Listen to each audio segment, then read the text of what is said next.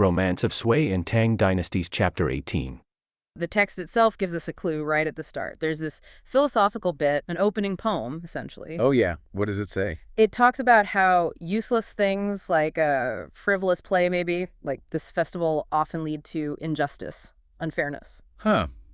So the fun itself breeds trouble. Kinda. And then it hits you with this line.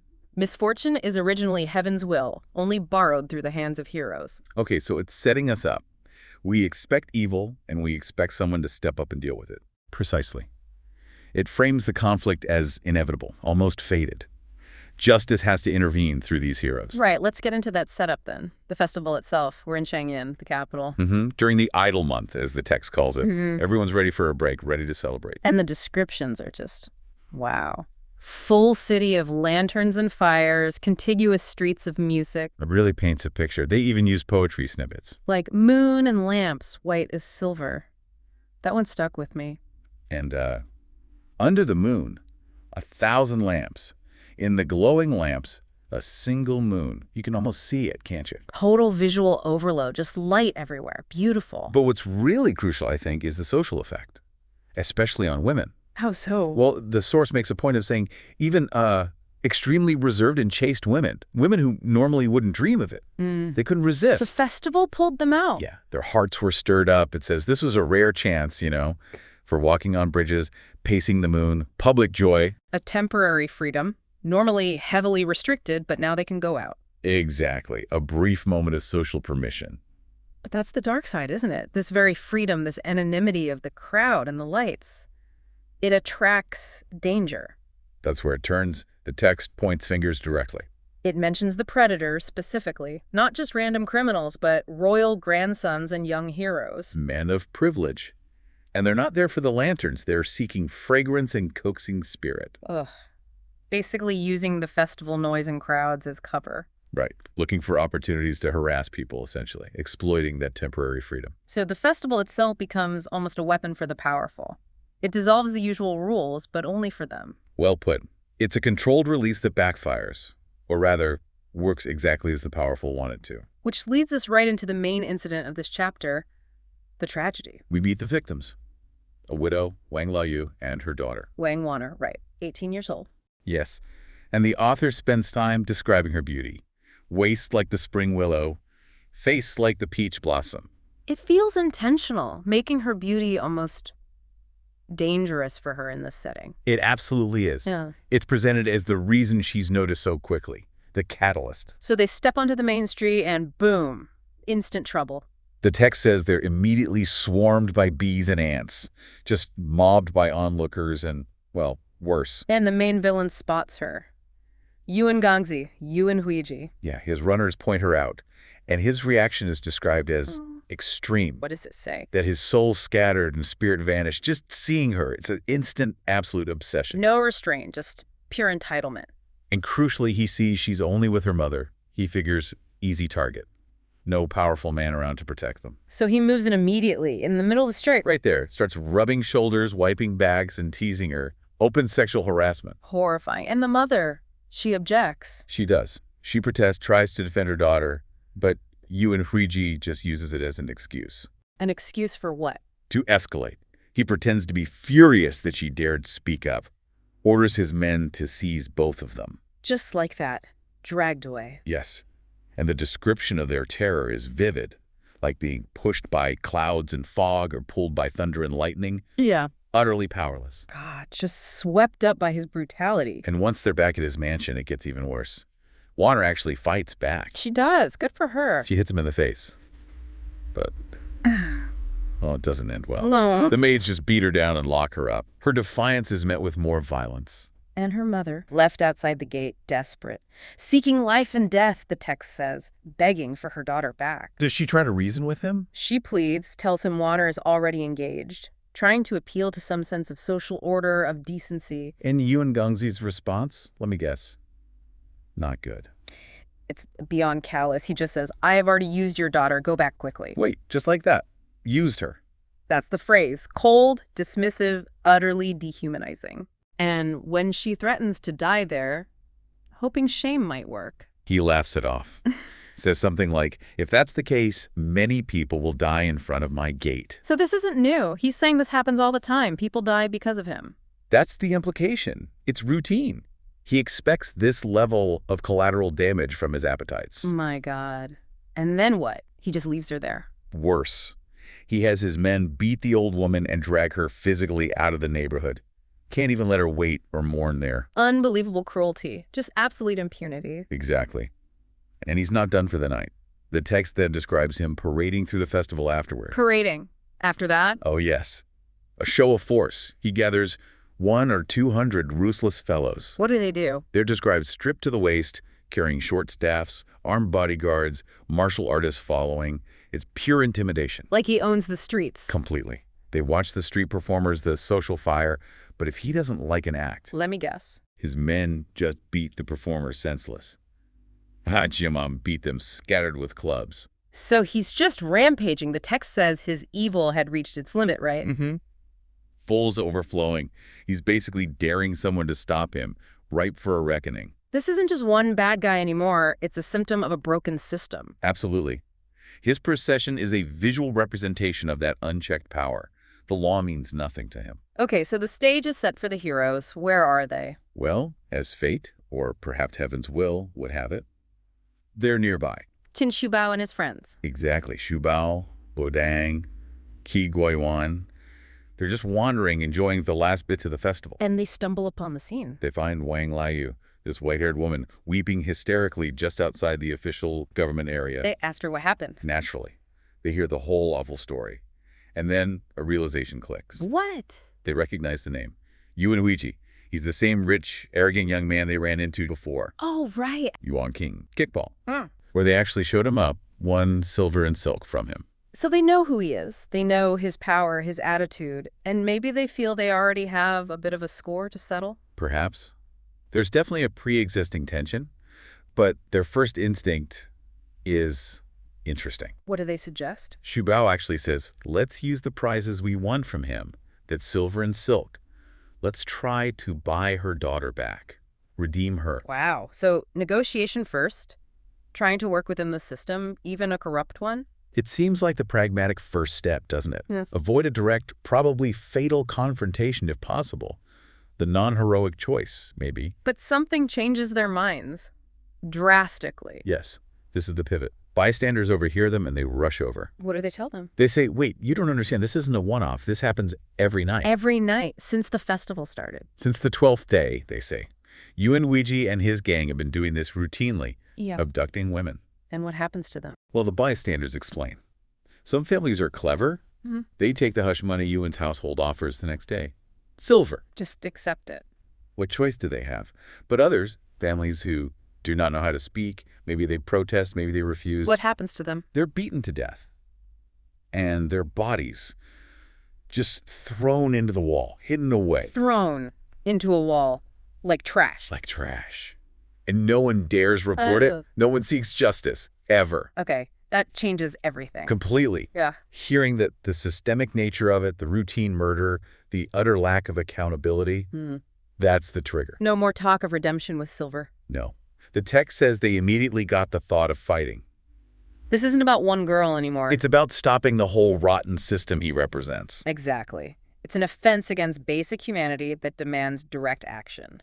Heroic intervention. So they decide, right then and there. Instantly. They set off towards the West Chang'an Gate to find Yuwen Gongzi and confront him, knowing the risks. Wow. What a shift. From enjoying the lights to preparing for a potentially deadly fight against untouchable power. It's a powerful arc. The beautiful festival lights end up illuminating the deepest darkness and forcing their hand. It's late, the third watch, during a lantern festival right outside the West Chang'an Gate. And the sources make a point of saying the moon was bright as day. It's not some shadowy back alley thing. It's out in the open. And our main character, or rather the target, enters. Young Master Yuwen Gongzi, son of Yuwen Shu, a very big deal. And he's not exactly low profile. Formal clothes, on horseback, surrounded by, what was it, hundreds of retainers? Hundreds. Armed household retainers carrying, and this is great detail, short sticks. Yeah. Like wolf teeth. So serious protection. Which makes the whole thing even more audacious, doesn't it? Yeah. To target him then and there. Okay, so how do they even get close? They use the festival itself. Yeah. The performances. First, there's a legitimate performance, a shihuo.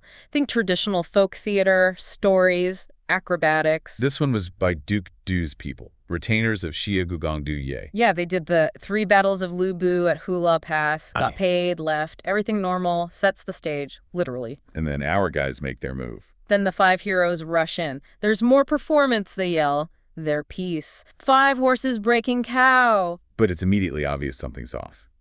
The young master himself apparently felt it. The source says he darkly suspected these people were not performing ghost-jumping footwork. He knew something wasn't right. Was it the way they moved, or? I think it was the weapons. I mean, this is where it gets wild. Shubao, the leader, he's carrying 2 jian, maces. Gold-plated maces, right? And the others, Wang Bodang, Chai Sicheng with swords, Qi Guiyuan with golden hammers, Li Rugui with a steel whip. And the sound they made. The sources mention it. Yeah, this ding, dang, beep-blup sound, like fire stars explode. It must have been terrifyingly loud and metallic. Clearly not your average performers. Okay, so they're in position, weapons out. But there's a problem, tactically. Right. The street's wide, but it's packed, full of festival goers. How do they get out clean after the hit? They'd be trapped, swallowed by the crowd. Exactly. They needed chaos, something to clear the path, instantly. Enter Qi Guiyuan. What does he do? He jumps onto the roof of the lantern scaffolding, big structure full of lights and decoration. And just sets it on fire. Sets it ablaze, the thinking being fire causes panic, panic disperses the crowd, creates an escape route. That's incredibly risky, but also sounds pre-planned. Oh, completely. This wasn't improvisation, this was part of the strategy. The fire is the signal, the catalyst. So as the flames start to rise, Jin Shubao makes his move. The tiger jump, leaps onto the front of Yuwen Gongxi's horse, raises that massive mace 8-pounder. and brings it down, right on the young master's head. Oof. The description of the impact. It says the horse actually sank down just from the force of the blow. Instant kill. But now they've got hundreds of angry retainers with those wolf teeth sticks reacting. All hell breaks loose. Total chaos. The source paints a brutal picture. Bodies piled up, blood flowed everywhere. There's that line, too. Shining force stepping over the white jade hall, shouting, shaking the purple gold city. Very dramatic. It captures the sheer scale of the violence erupting in the middle of this festival. So fight their way out. That's the next step. Where were they headed? Mingda Gate. That was the planned exfiltration point. They had people waiting. They managed to open up a blood path, as the text says. But this escape plan, it had layers. Absolutely. Waiting near Mingda Gate were 22 Confederates. Back up. With horses ready. How did the backup team know when to act? They weren't right there at the scene. They were listening. Further down the road, along Tongguan Road, they heard it. The screams, the fighting, the chaos drifting from West Chandon Gate. The sound carried. So they knew that their guys were coming. Exactly. And they knew the city gates would be the immediate choke point. Officials would try to lock down the city. The Jinwu general, the Jingzhou Fuyin, they'd order the gates shut. So the Confederates initiated phase 2 of the escape. The gate ruse. Ah, right. This wasn't about overpowering the guards. It was about confusion. Precisely. They sent a group to the gate guards and started this performance of fighting, mutually tugging and fighting. Some pretending they desperately needed to get in, others pretending they desperately needed to get out. Creating total gridlock, a bottleneck, making it physically impossible for the guards to close those heavy gates. Pure tactical distraction. Genius, really, while this fake struggle is happening. The 5 heroes arrive. The path is momentarily held open by the chaos. They jump on the fresh horses. And they're gone. Just like that. The sources use metaphors, right? Yeah, like shattering the silk net, flying like a high-flying jade-clawed hawk. They rode out along Tongguan Road. And the city officials? Arrived just moments too late, just in time to see them vanish. Talk about close timing. But the plan didn't stop there, did it? There was immediate cleanup. Near Yangfu Temple, Qin Shubao gives an order to Cai Junma.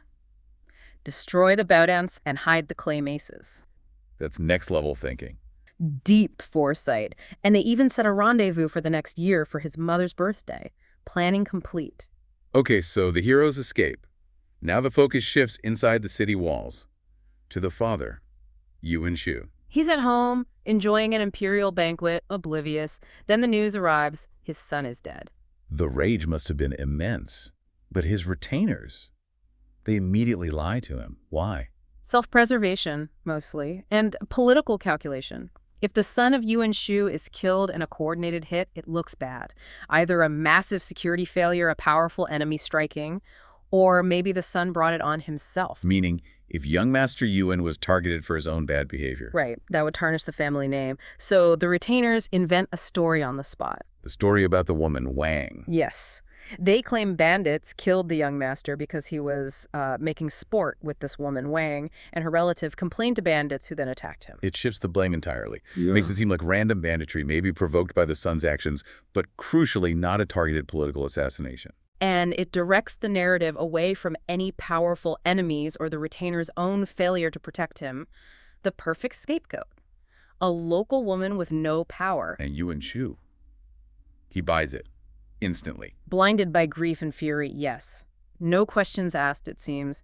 No investigation into these supposed bandits. Just immediate, brutal revenge against the woman. Horrifically swift. He orders the Wang woman dragged out, beaten to death with rods, thrown into a hidden wall. Sister? No.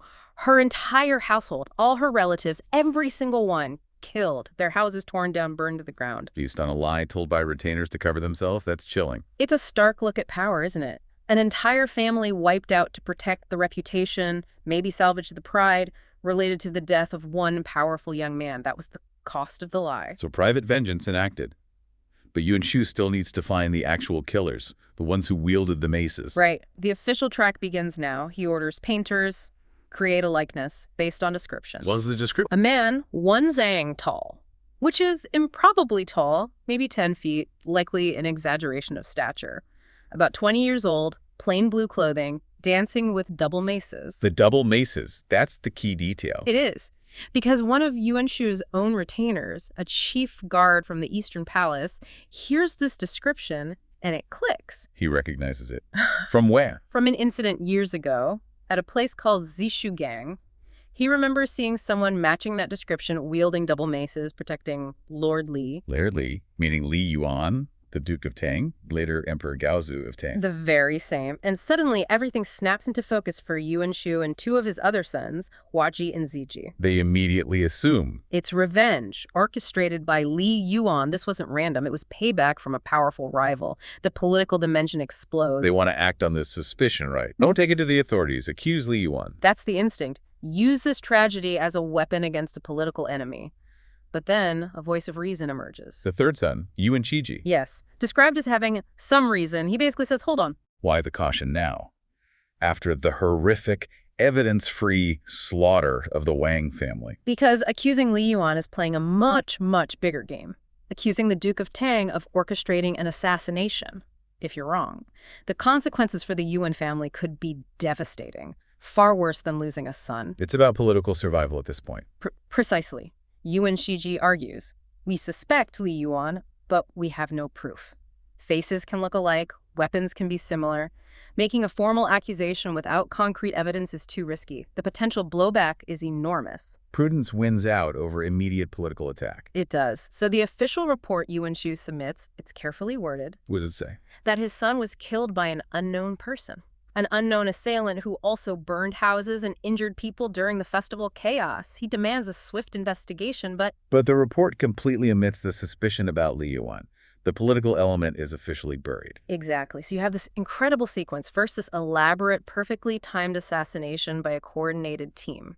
They believe they know who's behind it, Li Yuan, but they officially report it as an unsolved crime by an unknown killer to avoid political fallout.